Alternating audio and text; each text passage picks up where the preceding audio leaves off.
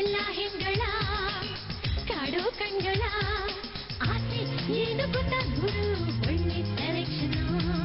ಧೈರ್ಯ ಶೌರ್ಯ ಇರೋರಿಗೆ ಹುಡುಗಿ ಅಫೆಕ್ಷನ್